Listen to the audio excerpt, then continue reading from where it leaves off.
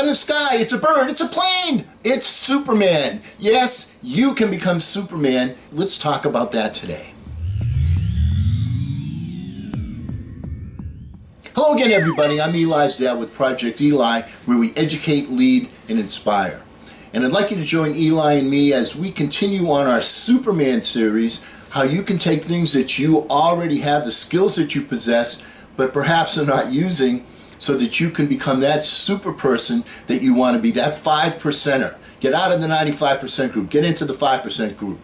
The first thing we're going to talk about today, and you will notice this if you ever get mentored by somebody in the 5% group, which I strongly recommend that you do, is their habits. Now, I'm going to give a shout out here to Eric Barker, author of Barking Up the Wrong Tree once again. He turned me on to this particular subject, and I used some of the things. As a matter of fact, I'm going to start by quoting some of the things that he says. Then I'm going to go into some detail on how you can go from being a 95%er to a 5%er so that you can fly right. All right, this is how to build good habits, says Eric. Put those gym clothes where you can reach them. Put the chocolate on the top shelf and close the cabinet. Now, there's more ways to break bad habits and to add good ones. First of all, one of the things you want to focus on is to manipulate your environment so to make it easy what you should do and more difficult what you shouldn't be doing. Now, if you can make your good habits take 20 seconds less time to perform and bad habits 20 seconds longer, you're going to find that you're going to increase your good habits and decrease your bad habits. Also, another thing that's very helpful is reminders, little notes, texts, posters, things of that nature. Those things will help you out also. So here's the first rule. Make it obvious. Set a specific time and place. As an example, say to yourself, physically, say the words. Don't just think it. Say the words. Immediately upon awakening, I will give myself some quiet thinking time. All right? And then when you wake up, give yourself some quiet thinking time. And another one, and these are ones that I use for myself. And when my head hits the pillow, I will revisit a desired outcome.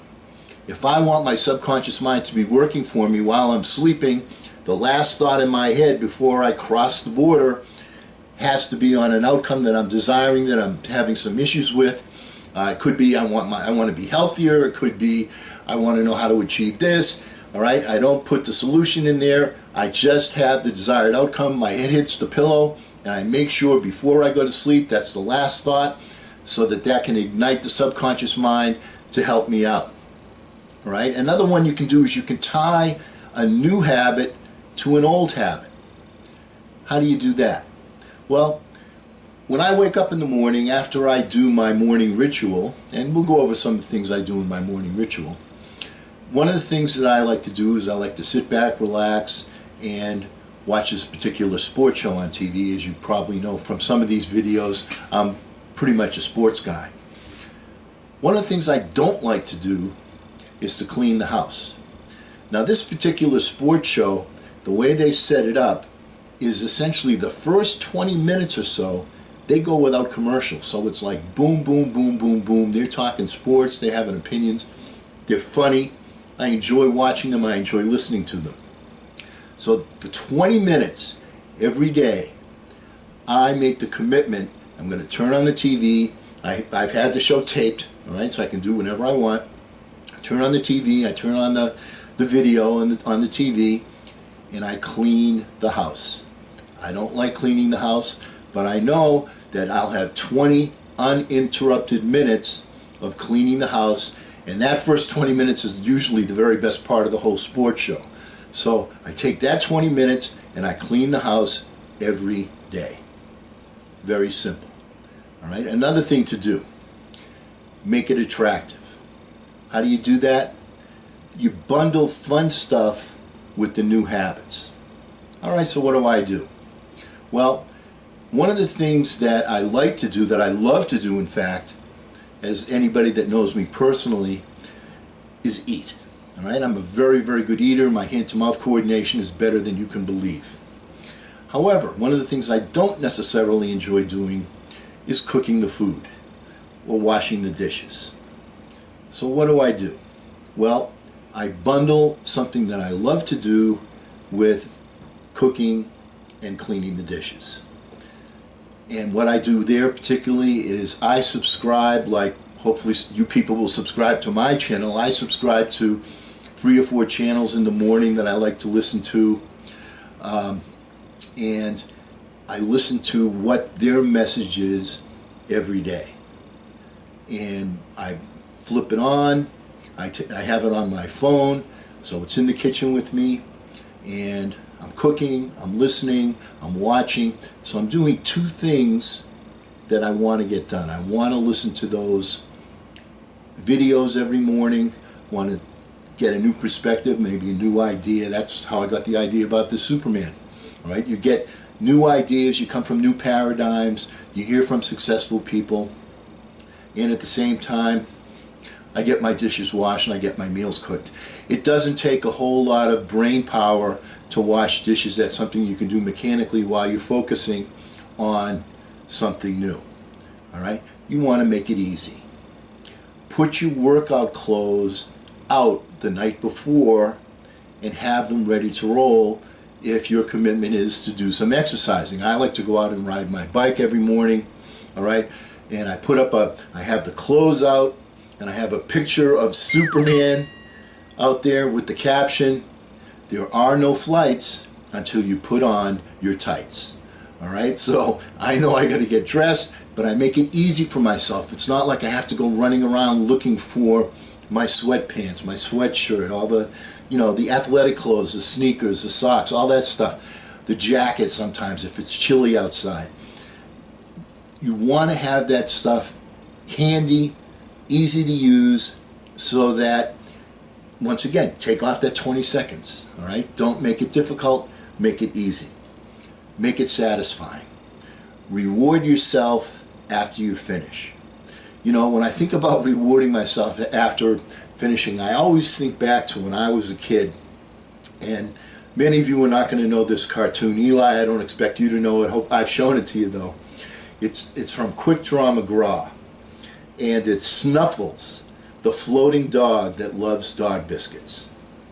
Now, what did he used to do? All right, Quick Draw McGraw would want him to do something, and he wouldn't do it, and then Quick Draw McGraw would pull out a dog biscuit, and he'd go, yeah, yeah, yeah, yeah, yeah. He loved dog biscuits, all right? And then he would perform the deed, and then Quick Draw would throw him the dog biscuit, and he would go, and then he would float up in the air and come down and go, ah.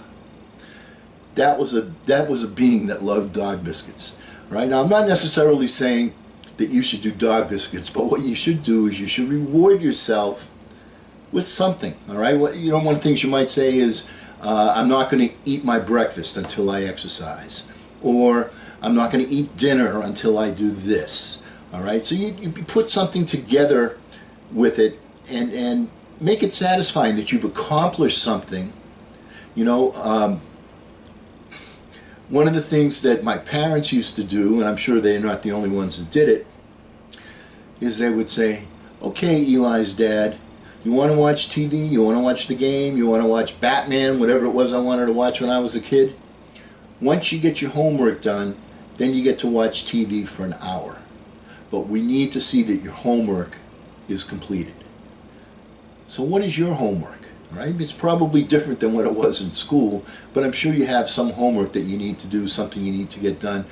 That might just be putting out your clothes. That might just be getting things ready for tomorrow. That might just be writing yourself some notes. That might just be spending some quiet time. Whatever it is that you do, whatever it is that you say to yourself, I want to do it, tie it to something and reward yourself. After you're done, you say, okay, I'm going to have a piece of cake, or I'm going to make myself a milkshake or a frap, or I like to make orange freeze, all right? So depending upon what it is you want to reward yourself, do that, all right? Now, how do you keep maintaining your good habits? How do you become one of the people that sticks to your goals no matter what happens? Here's the secret.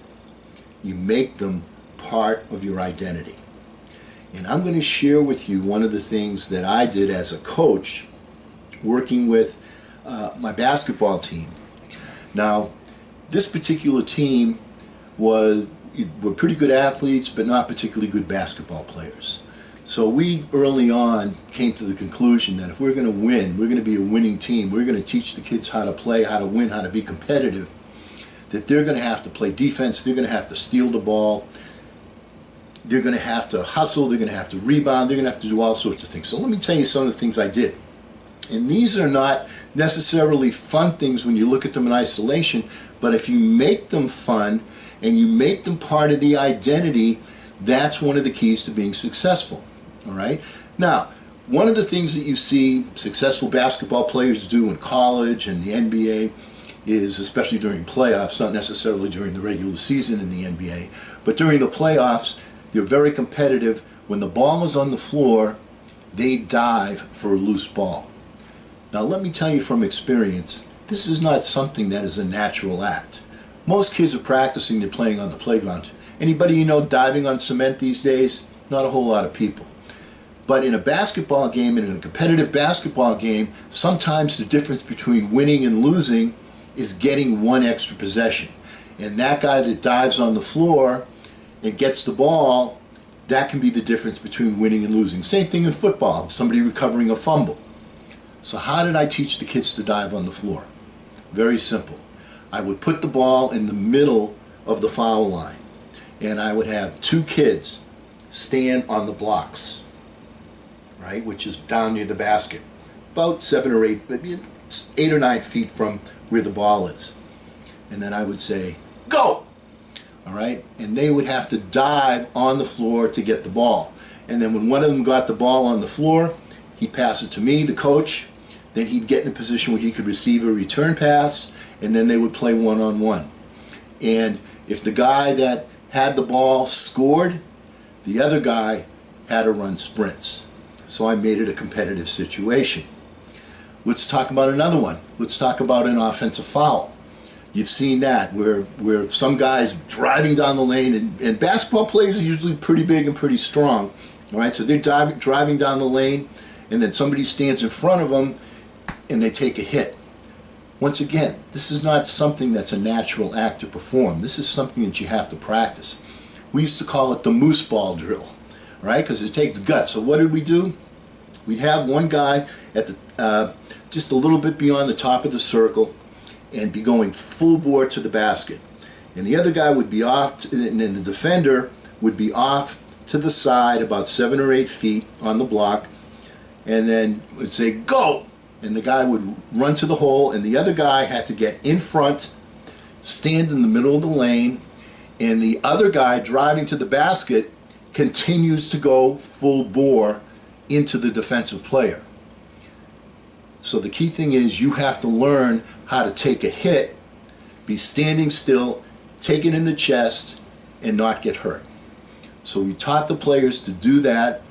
And once somebody would come and they'd get hit, we taught them to groan like, oh! All right, and they'd fall down.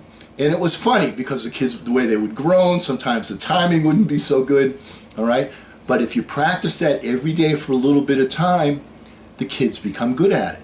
They learn to stand in the lane. And once again, the difference between letting somebody score a basket and getting an offensive foul can be the difference between winning and losing a game.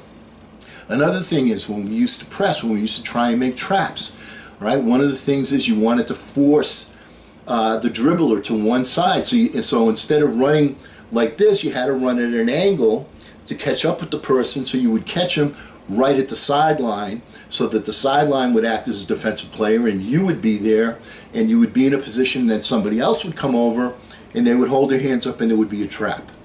That was the idea. And once again, one possession can be the difference. Now, what was the issue with that? Well, a lot of times when the kids were running, they wouldn't run at the correct angle. Basketball is a game of angles, and they would run straight. And the way we would think of it is kind of like a dog chasing a car. We've all seen where the dog chases the car, and the dog never catches up to the car. Why? Because dogs don't understand angles. So whenever we had a kid that was running at the wrong angle and didn't catch up, everybody on the team would go, bark, bark, bark, bark, bark, like a dog. All right? We made it fun. We brought it to the person's attention, all right, and hopefully they would correct their error. What's another one? Okay, we would set up a press. And in the press, what you're trying to do, once again, is you're trying to set up a trap. You're trying to get the offensive player to throw the ball way up in the air so that somebody else can come through and get it. And you see that in football too, where like they put pressure on the guy and the quarterback throws the ball and it's a floater, all right, and the defensive player comes and makes the interception. Same principle in basketball, all right. So you're running, you're setting up the trap, and then once they got the ball, then they want to put it in the basket. You know, you make the ball. Usually there's not too many defenders there if you make the steal at the right time. And then as soon as the ball was in the basket, I would start yelling, get another one, get another one, get another one. All right, and get everybody refocused, getting back to their position so they could reset the trap and do it again. I had a game once where we played and we stole the ball 4 times in a row. Finally, the coach calls a timeout. At halftime, he comes up to me, the opposing coach, and says, how do you do that? I said, well, I'll tell you after the game. All right? But the point is, you get your kids focused. Get another one, get another one, get another one. Now, what do you suppose would happen in the games when we would make a steal? All the guys on the bench, the guys on the floor were yelling, get another one, get another one, get another one. And what do you suppose that did to the mindset of the kids that we were playing? They would get more nervous. They were apt to make more mistakes. All right? So we had the identity of the team that plays defense, the team that steals the ball. And once again, when you're a kid, when you're 13, 14, 15 years old, you don't wake up in the morning dreaming about stealing the ball. You wake up dreaming about hitting the shot at the buzzer for the game. You win. All right? However, it's the little things that matter. We had a rebounding drill. We want to teach the kids to block out. All right, so prevent their man. When somebody shoots the ball, if you get the rebound, they can't score again. So what did we do for that?